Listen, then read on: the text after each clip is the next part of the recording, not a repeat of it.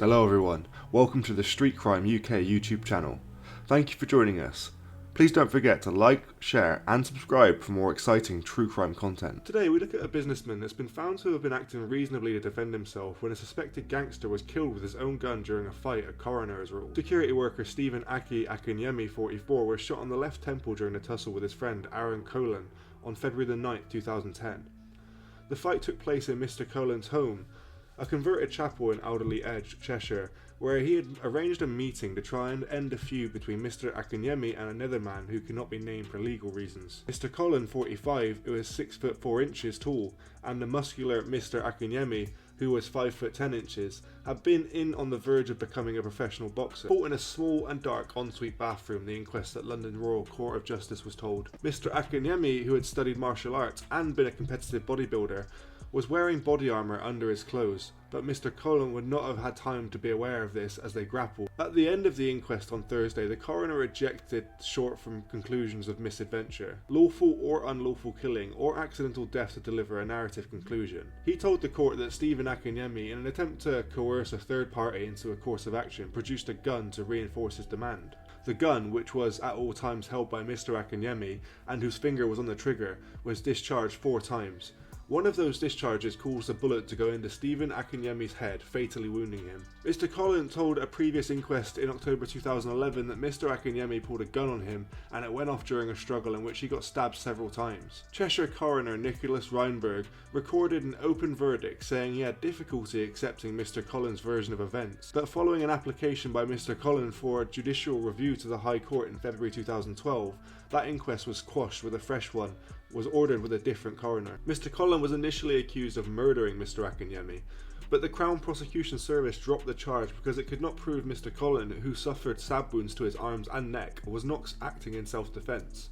Delivering his conclusion at the end of the second inquest, Mr. Richmond said he was satisfied that Mr. Akinyemi and Mr. Coghlan, who had known each other since the 1990s, had been on good terms when the fatal fight occurred. Mr. Coghlan was hoping to act as a mediator between his friend and another man over nicknames. Mr. Richmond said it was highly significant that Mr. Coghlan chose to broker the deal at his home, as he was satisfied that he would never have invited his friend to the house had he suspected he was carrying a weapon or intended violence. He had texted him saying don't pick up before calling him, and pretended he had not got through when the man answered the phone, the inquest heard. Mr. Richmond said that Mr. Coghlan's conduct had been necessary and reasonable in response to a sequence of events that unfolded unexpectedly and very quickly 7 years ago. He also found that the businessman was someone who valued his friends and was loyal to them. Mr. Akinyemi could be violent and a bully, and had a propensity to carry knives, the coroner said. Sending his condolences to the family, he remarked that any untimely death was a tragedy. After the ruling, which Mr. Coghlan was in court for, his lawyer David Mason QC addressed the coroner on behalf of his client. He thanked Mr. Richmond for his thorough handling of the inquest,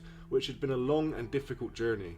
He added that the ruling had restored Mr. Coghlan's faith in the justice system, which was shaken following the first inquest, and was also a lovely, much-loved family man. The businessman who has given up a mansion after it was linked to drugs cash has hit back at the National Crime Agency. Arran Coghlan, 44, surrendered the £600,000 house in Alderley Edge in Cheshire after a High Court judge granted a possession order on July 20th. The property has since been vacated and arrangements are being made to take possession. Mr. Coghlan, who had previously been cleared of killing 3 people, has fought the order for 4 years and claims the law enforcement agency has wrongly hounded him. In a statement, Mr. Coghlan said that he was innocent of any wrongdoing and the agency had been misrepresenting him, adding that he wouldn't lose a penny from the sale of his house, which he said had been purchased on a 100% interest-only mortgage. He said, "I bought the house with no deposit and a 100% interest-only mortgage. This means I did not put 1 penny into the purchase, and better still, the deal meant that the interest payments equated to less than half that which it would have cost me to rent. I have now researched the position the NCA have found themselves in.